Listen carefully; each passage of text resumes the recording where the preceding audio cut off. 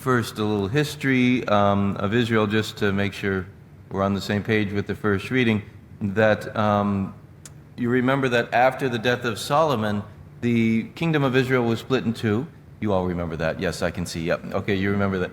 And so the northern tribes, the northern 10 tribes of Israel, split off from Judah and Benjamin and in the south.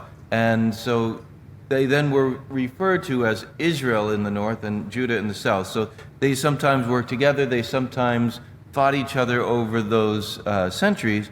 And then we hear today about how the northern kingdom was overrun by Assyria. And even though Assyria came against Jerusalem, God did not allow them to overrun it, and Assyria went packing. But at this point now we know this is the destruction of the northern kingdom, of Israel. And there was no then gathering of the people of Israel, those northern tribes, again, because they went and intermingled with the nations, and then the ones that were left in there, they brought the Assyrians brought in other nations in to intermingle with them. And so that's why there was this kind of fighting between, in Jesus' time, between those of Judah and those of Samaria and things like that. So if you read through tomorrow's readings and you see, oh, wait a second, but wait, there's Assyria still, but then there's Judah, and wait a second, because there's two different kingdoms that we're talking about. You can remember that for the future, right? So I don't have to ever give a history lesson again. But in the gospel today, we hear Jesus saying, stop judging, that you may not be judged. Now, it doesn't mean that we don't, for instance, judge a situation, this is evil, this is not, trying to figure out, is this the right thing to do, or is this person bringing evil into their lives? So, for instance, if we see a case of someone who's had an abortion, we know that evil has happened, but we can't judge that person in terms of, have they committed a mortal sin? Have they broken their relationship off with God? We don't know, because we don't know the circumstances, we don't know their intentions, we don't know their knowledge, how much they knew about it. So we can't judge that person, though we can say something evil has happened, and boy, we need to now be so merciful to help bring reparation to that evil that has happened.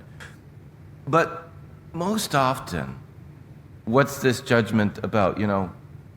We look and we see, well, this person did something that really irritated me.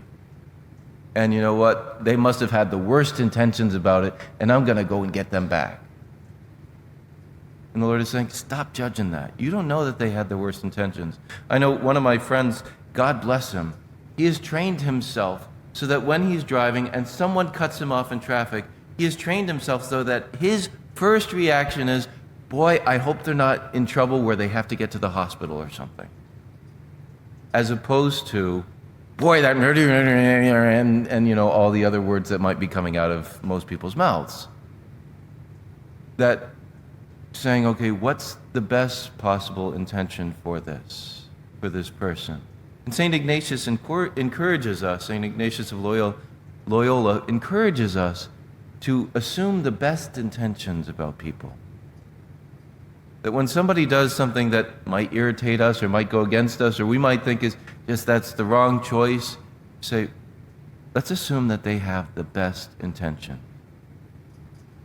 What are those best intentions? Instead of saying, what an awful person, I can't believe how terrible they are. Because as Jesus says, we're not very good at looking at our own reflections, right? We don't see the log that's in our own eye. We're very good at seeing. Look at that little speck of dirt that's on Christian's cassock. He's just got that. Oh, I can't believe that, and now I'm covered in mud. And so the Lord says to us, if you want mercy, be merciful. And this takes work. This is hard. But it is something that the Lord is saying, this is how you'll be measured. And I know I need mercy. So I need to start measuring people with much more mercy than I do judgment. Let us ask the Lord today, in this month of the Sacred Heart of Jesus, that his heart, which was meek and humble and merciful, show us what it means to be merciful, that we may receive his love and his mercy into our hearts with such a superabundance that our hearts may be like his, and we may reach out not in judgment, but in mercy towards those around us.